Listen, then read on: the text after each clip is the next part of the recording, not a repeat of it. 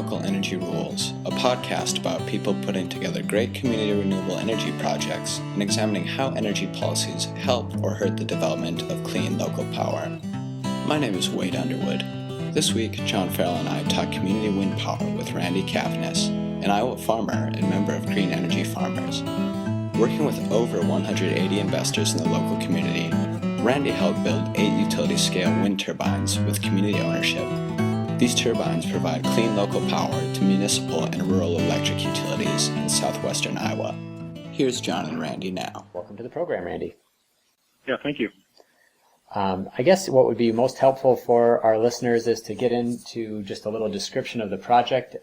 What we've read is that you've got 5 utility-scale turbines across a few different communities for a total of about 12 or 13 megawatts. Maybe just tell us a little bit about the project. Yeah, there's 8 turbines with 12.6 megawatts power, and we originally started in 2007 with the idea that we would do 2 turbines for our local rural electric utility co-op, which serves our farming communities around us, and we were able to get USDA grants through the Rural Development Program, and the state has their incentive program, which is the state tax credit, 1.5 cents a kilowatt, and the government had the stimulus incentive package from 2009 Recovery Act, and that has 30% cash of your project, or 30% of your project is back to you in cash as an incentive to build the project.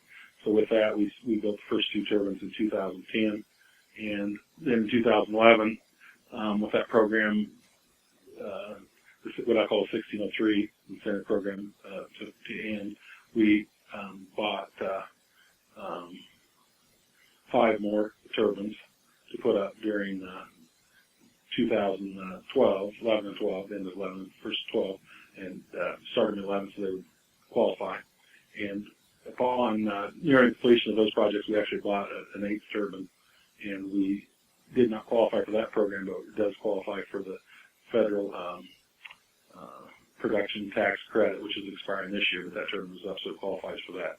So with that, we ended up with 8 different turbine projects in our community, probably of a 30-mile by 10-mile by 30-mile span is where the turbines are located, serving 2 municipal utilities and 3 rural electric substations.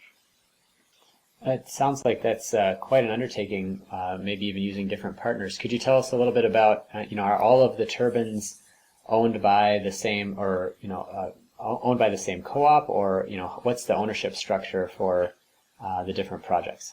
Each turbine is a separate limited liability corporation with different owners. There are some owners that have shares in multiple turbines, but each one is an individual business on its own, with its own contracts, its own, everything's completely separate, its own business model. And part of the reason is some of the tax credits are capped at 2.5 megawatts. So that would be one thing. The state of Iowa is capped on their state tax credit. That was one thing. And then, of course, the different projects lie in different areas, and then putting that much power into one spot, we had to be spread out to be able to utilize the power out here. We're using a distribution system. We're hooking directly to where it goes to the final load, to the people's houses, to the small town. It's hooked right, goes right into them. So we're not using the transmission system. It's all hooked to a distribution system, local distribution system. What, in terms of organizing the different projects, were you involved in setting up all of the LLCs? Are you participating in just a couple of them? I was instrumental in all of them. Originally, the first 2 projects I was on the County Farm Bureau board, and that was one of our projects for a community involvement project, a community enhancement project would be to try to develop that.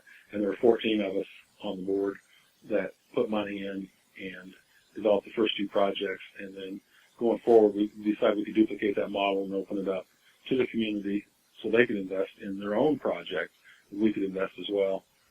In the end result, we had 180 different investors on the 8 projects, putting in about $6 million of their money for down payments and so forth, for seed money to fund the projects. And then we were able to, with grants, guarantees, and so forth, to complete the project. The total project was about $24 million on all 8 turbines. And what it sounds like the first two projects, it was kind of folks you already knew through the Farm Bureau board.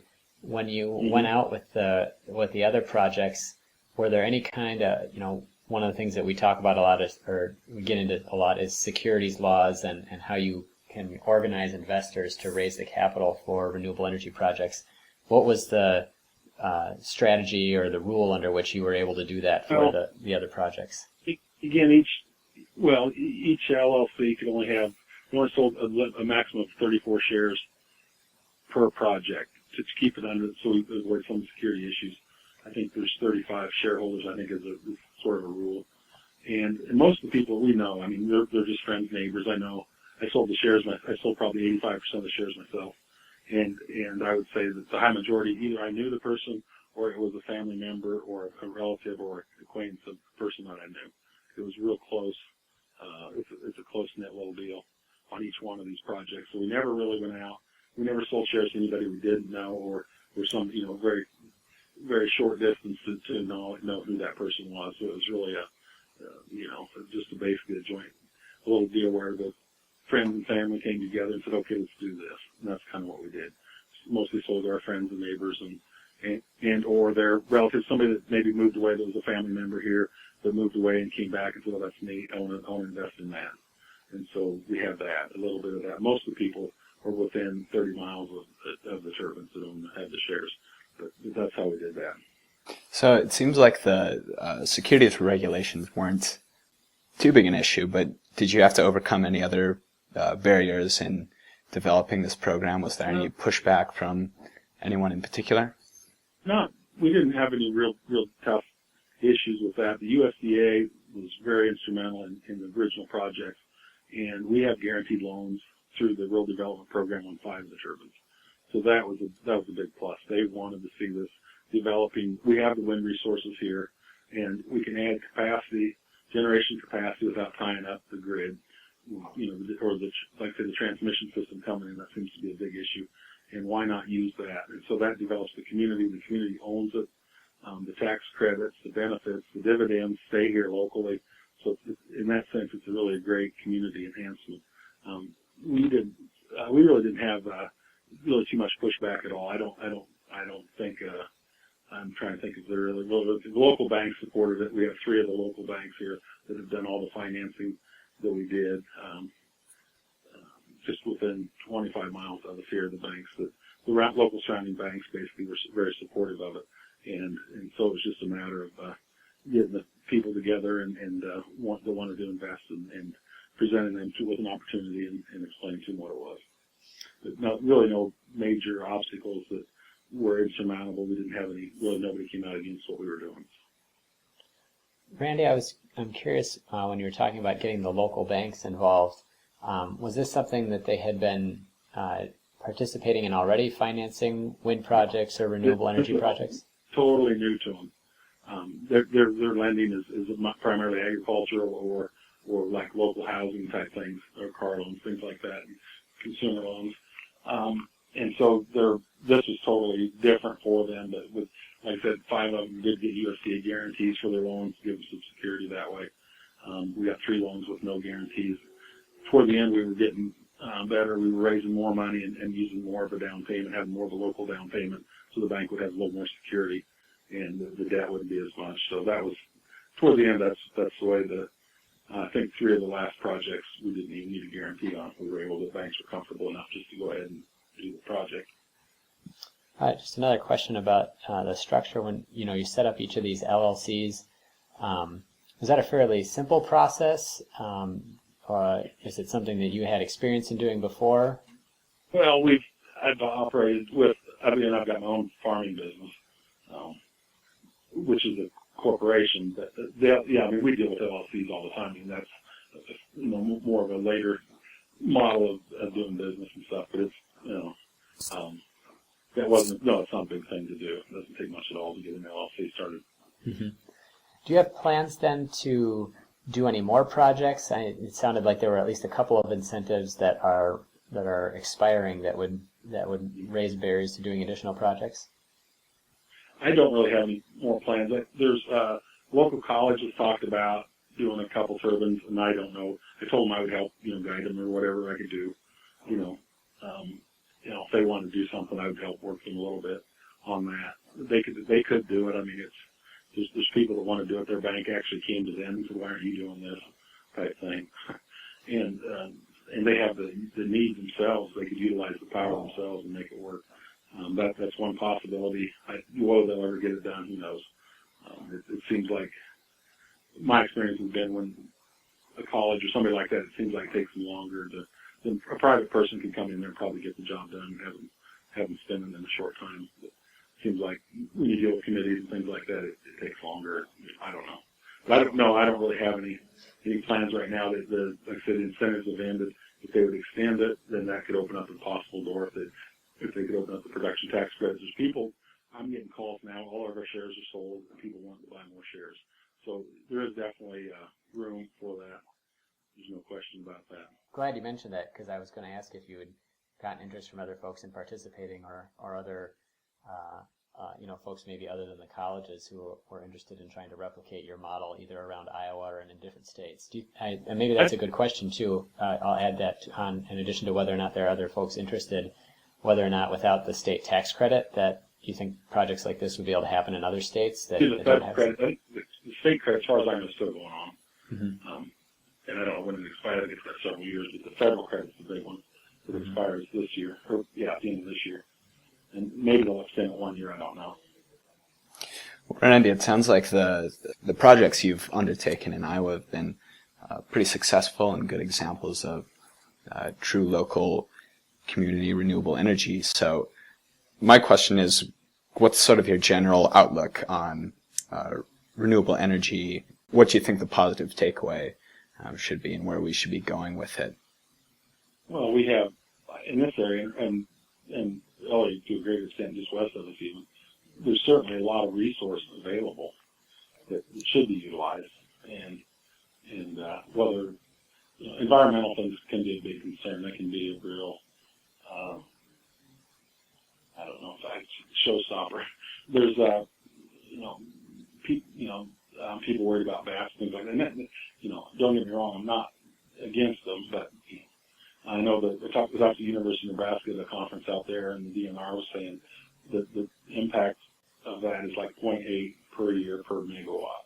It's not really that big a deal, and yet you have a lot of resistance from people that want to be, say, they're environmental, and yet at the other time they don't want a wind turbine. So you can't have it both ways. If you don't want a wind turbine, then you're going to get your power somewhere else. It's probably going to have a smokestack hooked to it, or atoms running around and eating water. Speaking of opposition, do you feel that if these, if there were similar projects built in your area, but that were not locally owned, that they would have faced more opposition, that the local ownership played a role in? Not really. No, I think the communities, I know that we had some municipals several years ago put up a small turbine in a couple of rural towns near here, and everybody thought it was great. They put the city name right on the side of the turbine, and it's a landmark.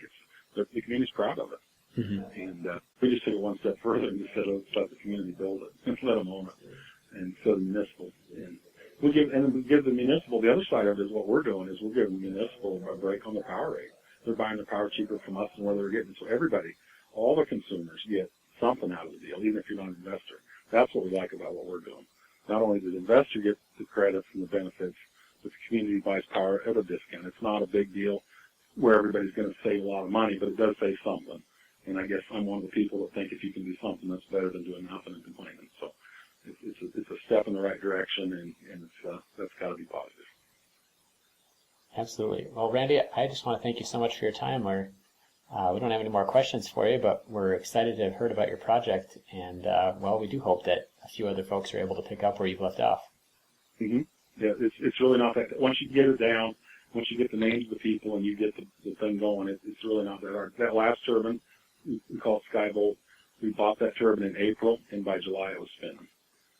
That's the development time on that project. There wasn't any. We just basically, we had a site that we thought we could use, and we got FAA approval. We got the turbine ordered. We got it up, and it was from April to July. That's how long it took to put up a 1.6 megawatt turbine, as opposed to 2 years on the first end. So once you get it down, once you get it figured out, you can move pretty fast. and that's what we were able to do. So, and they had no trouble. We sold those shares at $50,000 a share, and had no problem selling. Remarkable. Well, is there anything else that you think we should know, in our pursuit of more community-based renewable projects, or in our investigations of policy issues? I don't know. I think it's a great idea. I just like spreading the wealth around a little bit, let people own it. You got to have somebody that'll stand there and do the work and see over it. I mean, you can't be in this thing to personally make a lot of money, otherwise it's not going to work because there isn't that much extra cash floating around in this deal. So you got to have somebody committed to the project and wanting to do it and do something for the community. I think that's pretty important. A big developer, if you had a bigger project, obviously there's more money out there.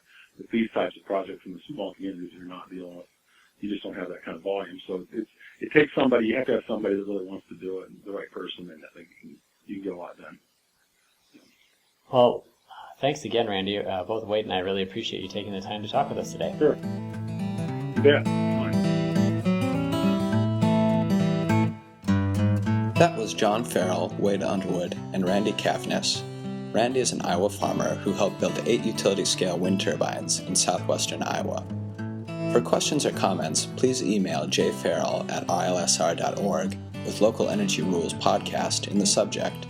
John's Twitter handle is John F. Farrell. This podcast was published on March 7th, 2013. Thanks for tuning in.